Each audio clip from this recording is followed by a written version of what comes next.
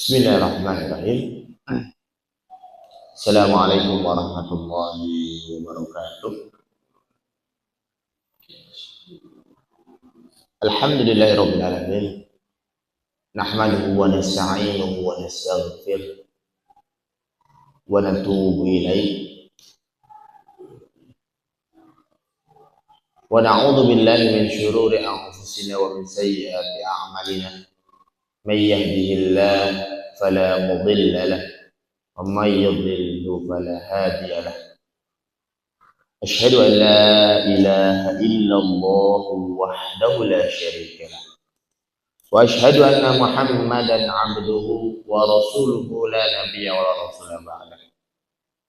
Allahumma shalli ala Muhammad wa ala ali Muhammad kama shallaita ala Ibrahim wa ala ali Ibrahim innaka Hamidum Majid. Qala Allah Ta'ala fi kitabil aziz, a'udzu billahi minasy syaithanir rajim. Yarfa'illahu alladhina amanu minkum walladhina utul ilma darajat. Wa qala ya ayyuhalladzina amanu taqullaha haqqa tuqatih wa la tamutunna illa wa antum muslimun.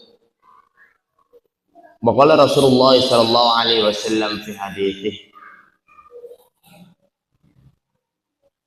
ittaqillaha haitsuma kunta wa atbi sayyi'atal hasanata tamhuha wa khaliqin nasa bi khuluqin hasan.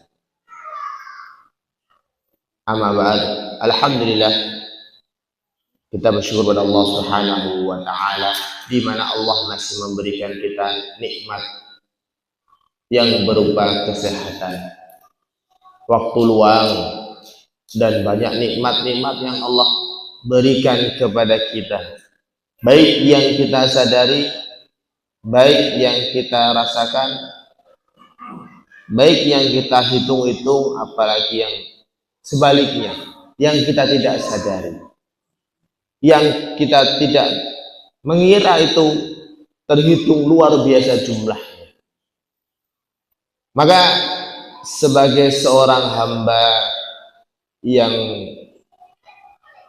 mendapatkan kenikmatan-kenikmatan tersebut, sudah sepatutnya kita bersyukur pada Allah Subhanahu wa taala, supaya kita termasuk hamba-hambanya yang pandai bersyukur, sebagaimana Allah telah janjikan dalam firman-Nya, la in syakartum la azidannakum wa in kafartum inna adabi lasyadid. La in syakartum, apabila engkau kalian bersyukur, la azidannakum, niscaya, la azidannakum berarti Allah betul-betul berjanji bahwa akan ditambah untuk kalian nikmat dan rizkinya. Wala in kafartum inna adabi lasyadid, dan apabila kufur terhadap kenikmatan, maka sesungguhnya azab Allah itu sangat pedih. Ini ancaman bagi orang-orang yang tidak pandai bersyukur.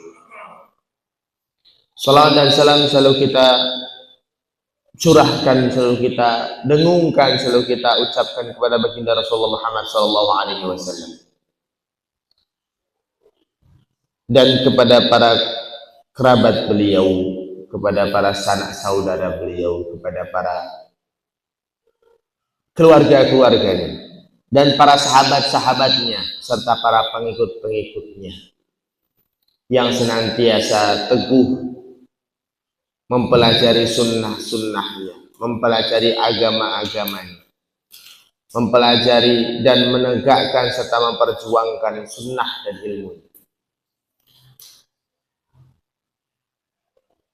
Alhamdulillah, di penghujung sore hari ini kita akan sedikit membahas sebuah keharusan yang harus kita miliki sebelum kita mengamalkan sebuah amalan. Para ulama bersepakat dalam hal kedisiplinan terhadap ilmu, yaitu al-ilmu qabla al-amal, yang artinya ilmu itu sebelum beramal. Maka ketika orang beramal tanpa adanya ilmu, maka dia sesat. Orang beramal tanpa adanya ilmu, maka dia sesat. Bagaimana dia mau beramal kalau dia tidak punya ilmunya? Maka berilmulah terlebih dahulu, lalu kemudian beramal. Bukan beramal baru berilmu. Maka amalnya tentulah pastinya rusak. Ketika ingin beramal sebuah amalan yang salih, tidak tahu cara mengamalkannya, maka tentulah akan menjadi rusak. Tetapi ada yang lebih penting daripada ilmu. Maka para ulama mengatakan wal adab qabla al ilm, dan adab itulah sebelum ilmu.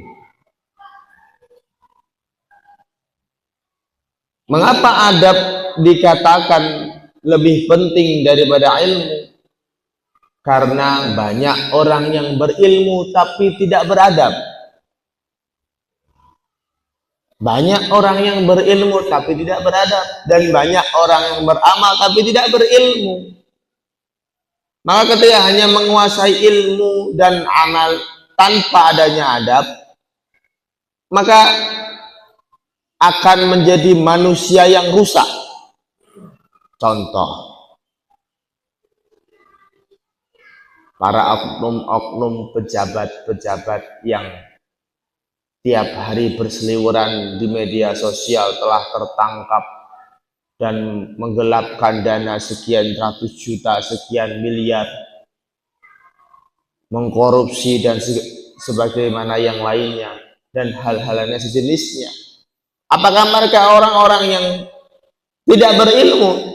Justru mereka orang-orang digadang-gadang dahulunya orang berilmu, orang yang akan membawa kesejahteraan bagi yang dipimpinnya. Tetapi karena orang-orang tersebut tidak memiliki sebuah adab, maka jadilah dia seorang manusia yang rusak. Bukan amalannya yang rusak, orangnya yang rusak. Dalam hal ini Islam maka mengatakan adab adalah sesuatu yang lebih penting dibandingkan ilmu. Di mana kita mendapatkan ilmu tentang adab? Maka ilmu yang pertama kali tentang adab ini atau beradab ini didapatkan dari keluarga, dari ajaran orang tua. Kita mungkin mungkin kalau saya dahulu masih kecil itu diajarkan bagaimana cara kalau ketemu orang lain yang lebih tua, bersalaman, mencium tangannya. Itu menjadi sebuah adab yang bahkan menjadi ciri khas di negara kita atau di masyarakat kita, di mana kita menghormati dan mengadab, memberikan adab yang baik kepada orang yang lebih tua. Ketika bertemu dengan orang yang lebih tua maka menyalami. Adab yang lainnya apabila ingin melewati perkumpulan orang tua, maka jangan lewat depannya. Itulah adab. Tidak bisa didapatkan dari sekolah-sekolah, tidak. Maka sudah selayaknya harusnya kita sebagai seorang tua itu sebelum mendaftarkan anak kita ke sekolah-sekolah yang ingin kita anak kita belajar di dalamnya, pastikanlah ada yang adab yang baik, dan adab yang baik didapatkan dari kedua orang tua, dan adab yang baik bukan didapatkan dengan teori tetapi didapatkan dengan praktek dan contoh. Maka wajar ketika ada anak melihat meminta izin, meminta tolong. Ternyata orang tuanya pun mengajarkan seperti itu. bukan hanya setangkas menyuruh, memerintah, tapi mencontohkan, menjadi sebuah model. Sedangkan banyak zaman sekarang orang tua yang taunya hanya sekedar anak ini bandel, anak ini tidak bisa diatur, anak ini suka menjengkelkan. Tetapi tidak sadar bahwa perilaku-perilaku anak kita yang mungkin menjengkelkan, yang mungkin dianggap nakal, yang mungkin dianggap mengganggu, itu justru dia dapatkan dari diri kita sebagai orang tua.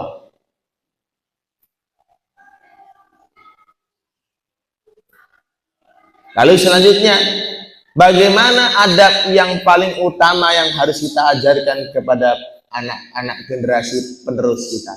Maka dalam Islam, adab yang paling utama adalah adab kita kepada Rabb kita, adab kita kepada Allah Subhanahu wa Ta'ala, adab kita kepada Pencipta kita.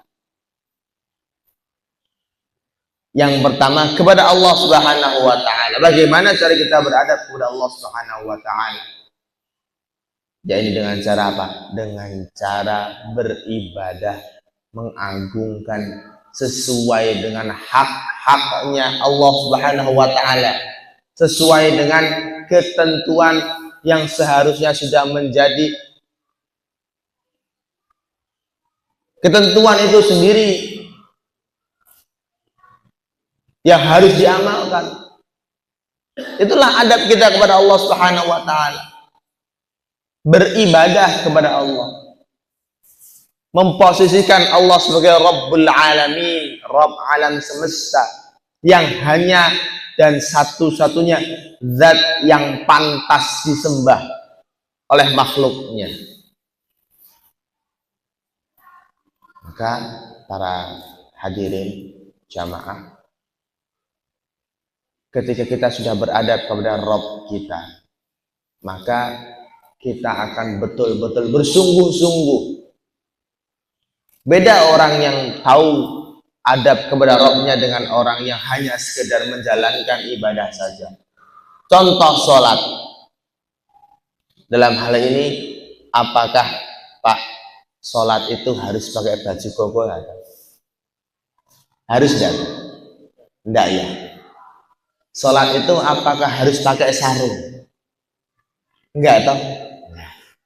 Sholat itu apa harus pakai peci, Pak? Enggak ya? Enggak. Terus kenapa ketika kita sholat menggunakan koko, baju yang bagus, sarung yang bersih, berpeci, dalam keadaan wangi?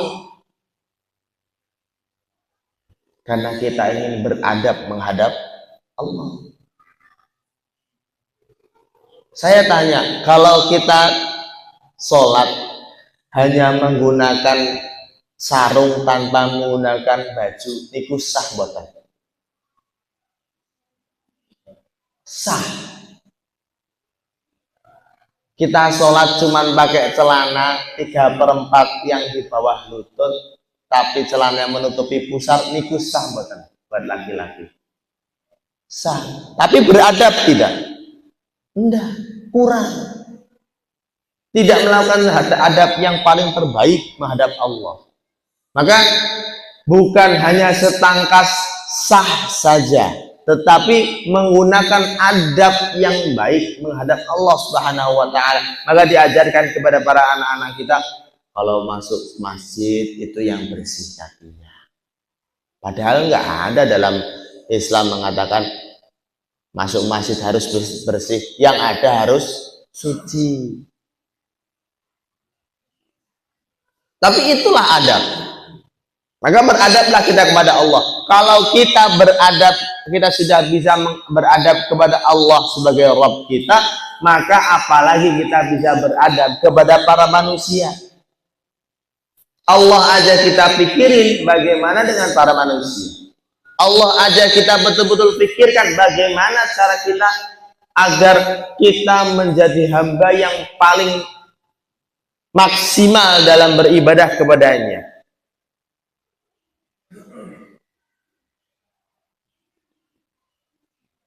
Contoh, saya tahun 2022 itu sempat ditugaskan membina pondok di Subang. Sebelum saya ke sana, saya itu survei dulu Pak, karena ada permintaan dari pemilik pondok pesantren yang saat itu belum terbangun, belum, hanya sudah punya lahannya, sudah punya bangunannya, dan ingin mendirikan sebuah lembaga pendidikan rumah Quran pondok pesantren dan ingin mengawalinya. Maka sebelum saya bertugas ke sana, saya survei tempat itu, bagaimana keadaannya, bagaimana masyarakatnya, bagaimana orang pemilik dari pesantren tadi itu. Singkat cerita, ketika saya sampai di sana, ini karena orang Subang itu orang Sunda Pak, sebagian besar itu orang Sunda, yang bahasanya kalau orang bilang halus-halus.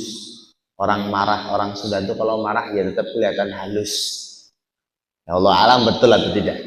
Setelah itu saya sampai di sana.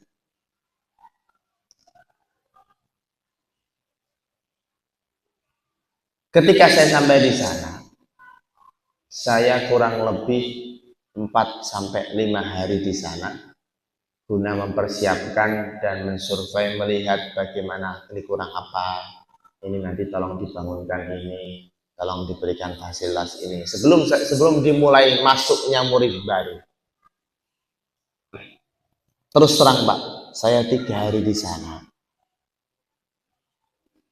2-3 hari sana saya tidak ke masjid. Bukan karena saya tidak mau, tapi tidak tahu masjid mana, dan tidak diajak oleh pemilik rumah tersebut untuk Ustaz ayo ke masjid Ustaz. Enggak. Sampai akhirnya hari ketiga saya betul-betul gusar, betul tidak tenang. Yang mungkin biasanya kita para lelaki sholat di masjid 5 waktu berjamaah, ini sudah 2 hari masuk hari ketiga, sholat wajib tidak berjamaah dan tidak ke masjid. Gitu kan? Kita kalau sudah biasa menjadi sebuah kebiasaan, hilang sekali itu menyesalnya minta ampun. Ada yang kurang. Akhirnya saya memberanikan diri kepada pemilik pondok tersebut. Saya tanya, karena orang Sunda itu menghormatinya biasanya pakai julukan Haji. Haji, mohon maaf, ini masjid itu jauh ya dari sini. Soalnya setahu saya sebelum sampai lokasi tersebut ada masjid kurang lebih dari sini sampai daerah mana ini, ujung sana itu apa namanya Pak? Ini jalan ini apa namanya? Hah? Apa? Duwet. Nah, dari SIC sini baru ada masjid. Ini tempat yang akan didirikan pesantren, masjidnya daerah Keduwet sana. Saya tanya, apa memang masjid paling dekat daerah sana ya, ujung sana situ? Lah kenapa? Ya saya mau sholat. Kalau emang cuma sana ya sudah, saya mau jalan ke sana, begitu maksudnya saya. Saya orang baru kan nggak tahu apa-apa, kendaraan nggak punya, saya jalan ke sana. Kata pemiliknya, oh ada Pak Ustadz, sebenarnya depan sini ada masjid. Oh ada ya, pantas. Saya itu dengar ya, mungkin adanya tidak 5 waktu, kadang cuma maghrib isya saja, kadang isya pun tidak ada. Di mana? Di depan rumah kita sini ada pesantren Ustaz. Oh tapi mohon maaf Ustaz, pesantrennya NU. Saya bilang, kenapa kok NU? Ya gitulah Ustaz, NU itu kan kita tahu bid'ah Ustaz. Loh, kata siapa yang ngomong bid'ah? Saya bilang begitu. Setelah itu, udah tunjukkan saya di mana. Tapi Ustaz, saya mau ke masjid malah dicegah. Jangan di masjid itu. Lah kenapa?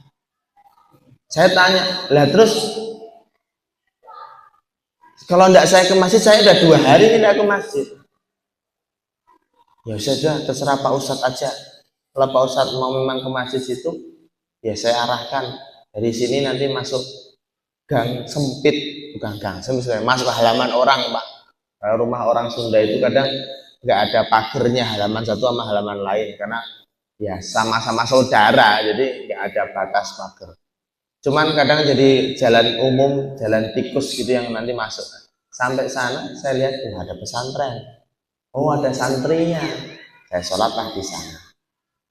Setelah sholat, saya disapa sama bapak-bapak ya mungkin sudah tua.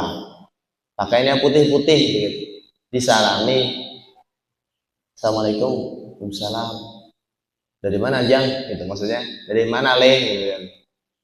Di mana Jang? Dari Solo Pak. Bah, jauh ya. Iya, lah ke sini ke tempat siapa? Oh, punya teman saya. Temannya saya ini Pak Haji Fulan di sini. Apa kata orang tersebut? Loh, bukannya orang itu orangnya nggak pernah ke masjid ya? Saya Pak sakit hati dibilang begitu Pak. Kenapa? Saya punya cap, saya punya teman yang jarang atau tidak pernah ke masjid. Padahal yang melakukan bukan saya yang jarang ke masjid, tapi teman saya yang saya akui jadi teman saya. Oh jarang ke masjid.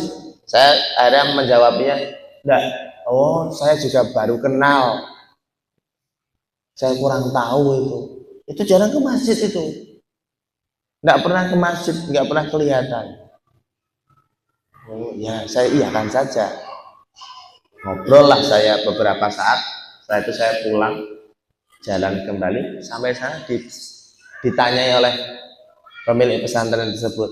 Pemilik pesantren kawan saya itu. Gimana Pak Ustadz? Sudah. Itu Ustadz ya. Zikirnya apa dikeraskan, dijaharkan ya. Zikir sholatnya. Iya, saya bilang. Dan saya ikut aja. Nah, Ustaz, bukannya zikir itu harus pelan-pelan? Enggak juga saya bilang. Enggak ada larangan zikir keras-keras. Boleh kok. Terus dia tanya, Ustaz, Pak Ustaz tahu enggak siapa pemilik pesantren tersebut? Emang siapa saya tanya? Namanya Pak Haji Bunyani. Oh, Pak Haji Bunyani. Saya baru ingat, oh lah berarti orang tua tadi. Padahal saya tanya orang tuanya, maaf Pak, namanya siapa? Nama saya Bunyani.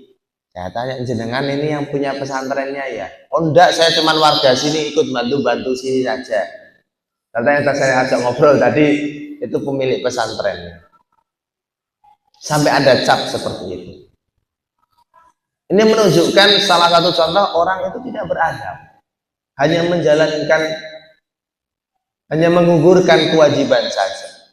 Saya tanya, nah terus Pak Haji sholat tiap hari di mana? Ya di rumah. Loh, di rumah? Iya, di rumah saya ada ruangan saya gunakan buat musola. Sama siapa terus? Ya sama istri saya. Aduh, kacau ini saya bilang. Karena beliau dengan istri itu belum mempunyai putra, jadi ya berdua aja.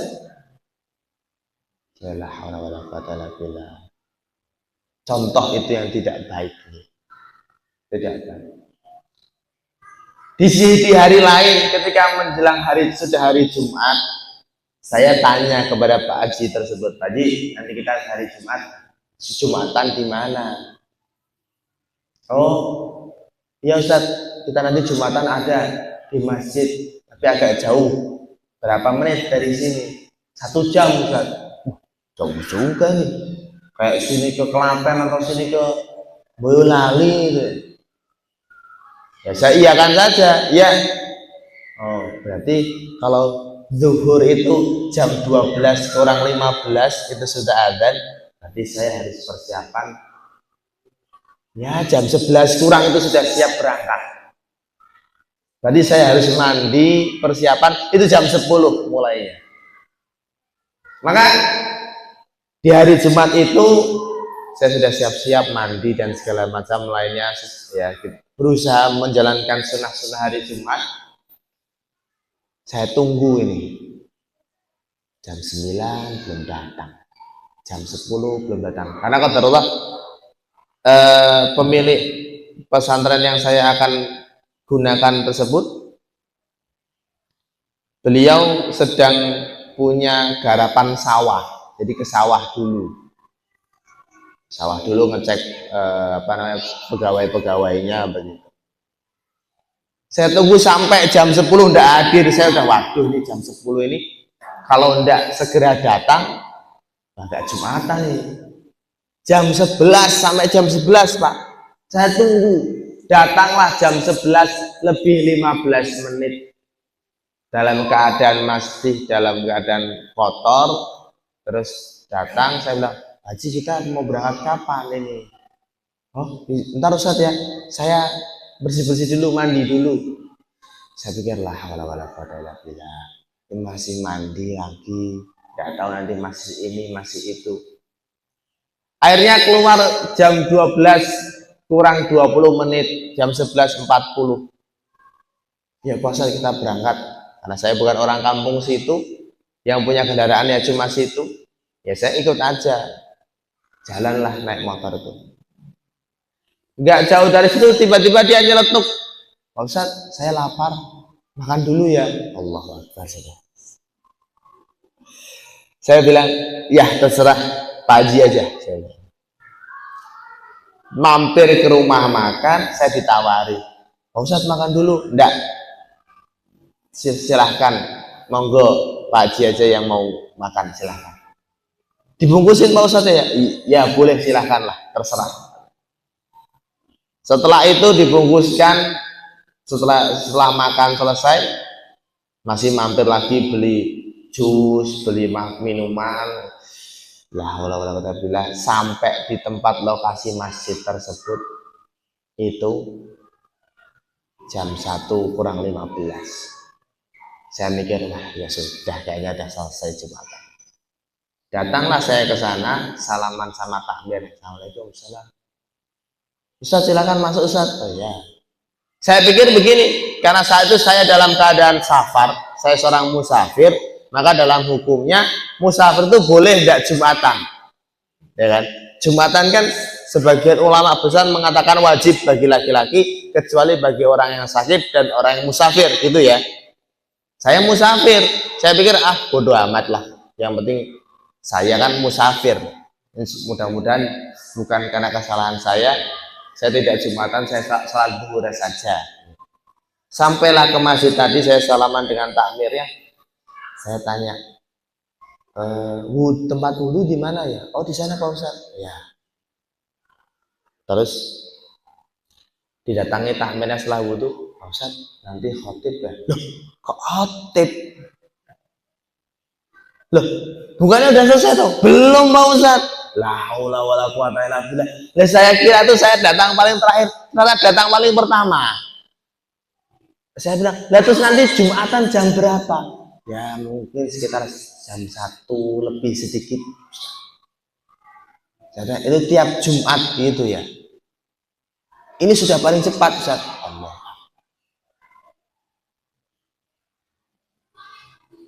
Akhirnya ketika saya mempersiapkan materi khutbah Jumat yang saya mau isi dengan berbagai macam materi, saya hapuslah, nggak jadi. Tapi saya ganti materi seperti ini, adab kepada Allah tadi. Saya tanya kembali, ini masjid sudah bagus, layak betul, bukan kayak masjid-masjid kampung yang mungkin ya mungkin tidak terlalu tidak besar, tidak. Ini masjid bagus, betul-betul bagus. Saya tanya, ini masjid bagus seperti ini, ada yang sholat 5 waktu? Ada Ustaz. Siapa? Ya saya. Jenengan imamnya? Iya. Makmumnya siapa? Anak-anak saya. Oh iya iya.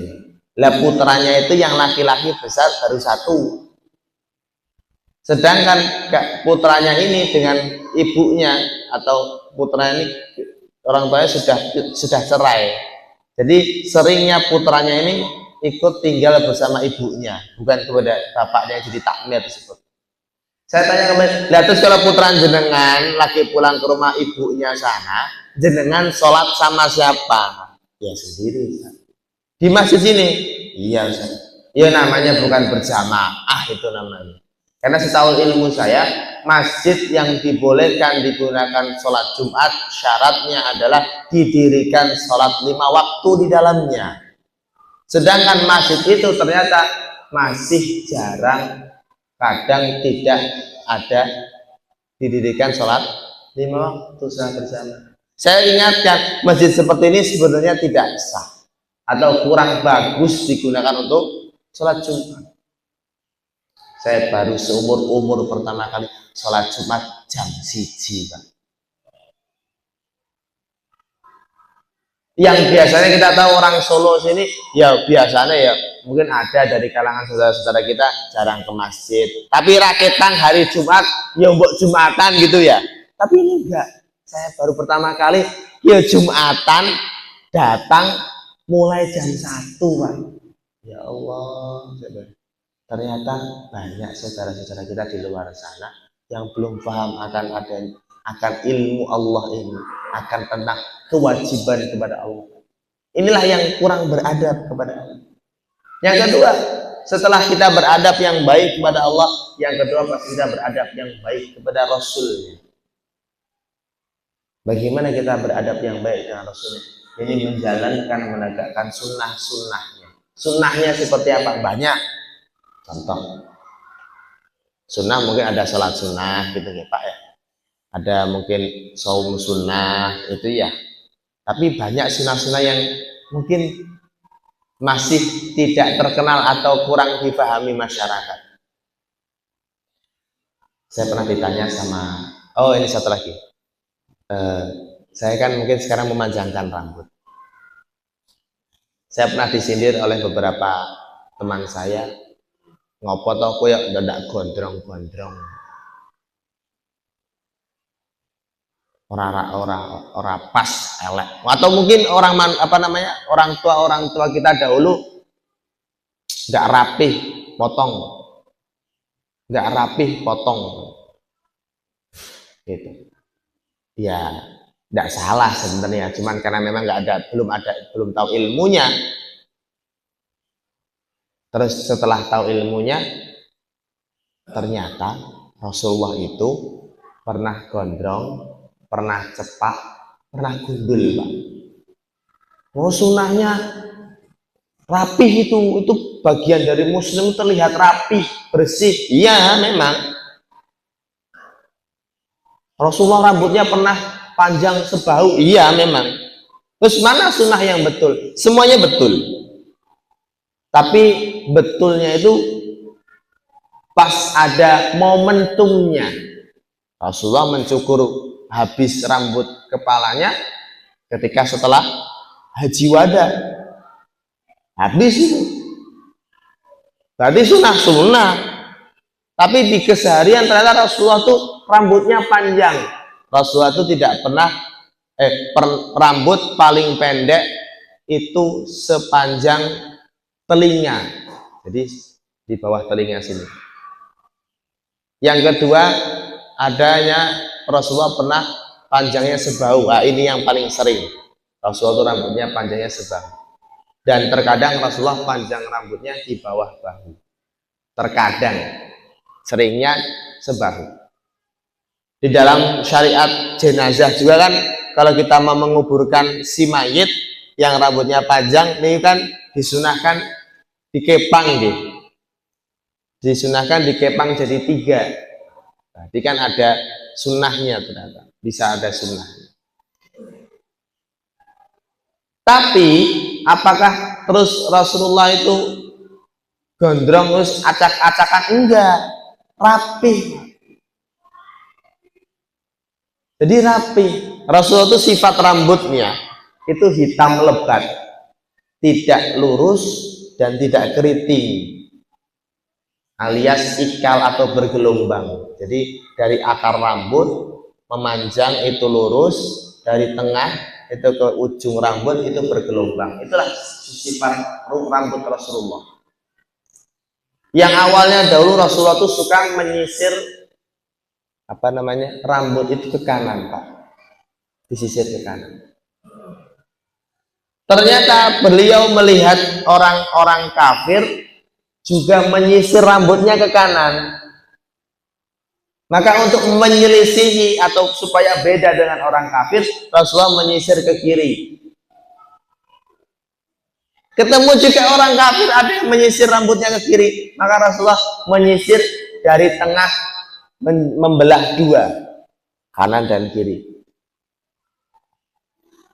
Bertemu kembali orang kafir yang ternyata juga membelah rambutnya menjadi dua. Sejak saat itulah Rasulullah menggunakan yang namanya imamah. Imamah itu apa Pak? Imamah itu kalau bahasa sekarang sorban. Imamah, jadi kain yang digulungkan di sekitar kepala untuk menutupi rambut, itu imamah. Maka sholat menggunakan imamah itu sunnah. Berarti peci nggak sunnah? Oh enggak, bukan tidak sunnah. Imamah itu penutup khas orang-orang Arab saat itu. Nah, dikiaskan atau dimisalkan dengan peci yang penutup kepala orang-orang Asia, maka menggunakan peci termasuk dari sunnah. Bahkan saking dipikirnya sunnah ini, syarat menjadi imam sholat itu apa Pak? Pertama, orang yang paling paham terhadap Al-Quran, bacaannya bagus, itu yang berhak jadi imam. Yang kedua, orang yang paling ngerti agama, itu yang berhak jadi imam. Jadi urutannya bukan yang paling tua dulu ya Pak ya. Ini harus dipahami oleh masyarakat. Kalau menunjuk imam, yang pertama orang yang paling bacaannya bagus Al-Quran. Yang kedua, orang yang paling paham terhadap Al-Quran dan Islam, agama. Yang ketiga, barulah orang yang paling tua. Apabila qadarullah nanti di depan sini ada dua orang yang sama-sama bagus bacaan Qur'annya, sama-sama faham agamanya, sama-sama faham sunnah Rasulnya, dan ternyata umurnya juga sama Pak. Terus siapa yang berhak jadi imam di antara dua orang itu? Dilihatlah orang yang paling sunnah. Dalam apa? Dalam berpakaian. Oh ternyata Pak Ustadz A qadarullah tidak pakai peci, yang Pak Ustadz B ternyata pakai peci. Oh ternyata dia lebih sunnah daripada Ustadz yang A ini. Bagi yang berhak menjadi imam adalah Ustadz yang pakai peci. Bahkan mau menuju imam sampai sedetilnya itu bukan cuma dari sunnah kecilnya, sunnah besarnya. Sama-sama ternyata pakai peci, sama-sama pakai ilmunya baik, agamanya baik, sunnahnya baik. Dilihat sampai mana yang punya istri paling banyak. Begitu Pak, sampai ternyata imam A istrinya 1, imam B istrinya sudah 2, maka dia yang lebih sunnah karena dia bisa menghidupkan sunnah lebih daripada imam yang A tersebut. Yang ketiga, ketika kita beradab kepada Allah, kepada Rasulnya sudah baik, maka kita akan beradab kepada yang paling berhak mendapatkan kebaikan kita adalah kepada orang-orang sekitar kita. Kepada siapa? Kepada orang tua kita, kepada saudara-saudara kita. Banyak sekarang di antara kita putus silaturahmi cuman karena apa? Harta Pak ya. Banyak ya. Saya pernah dengar berita satu keluarga dibunuh karena tidak mendapatkan warisan atau karena tidak dibelikan ini, tidak dituruti ini. Cuman gara-gara tidak mendapatkan jatah warisan, seorang anak membunuh bapaknya. Seorang bapak membunuh anaknya. Bahkan saya punya saudara yang tidak mau bertemu pada rumahnya sampingnya, Pak. Rumahnya itu sampingnya, tidak mau pernah bertemu. Kenapa? Mau goro-goro tanah samping yang dulu janjinya diwakafkan atau dilonggarkan untuk jalan, tiba-tiba tidak mau. Ribut. Ya Allah. Terkadang jadi anak kecil itu lebih indah daripada jadi orang tua. Kenapa? Anak kecil itu kayak anak kecil yang kayak di depan ini loh. Gelut, berantem, marah-marahan hanya sesaat. Setelah itu akur lagi. Kenapa kita tidak bisa seperti itu? Maka maafkanlah saudara kita.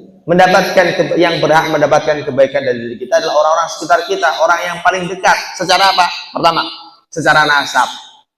Berarti yang berhak mendapatkan kebaikan dari diri kita yang paling dekat adalah orang yang paling dekat nasabnya.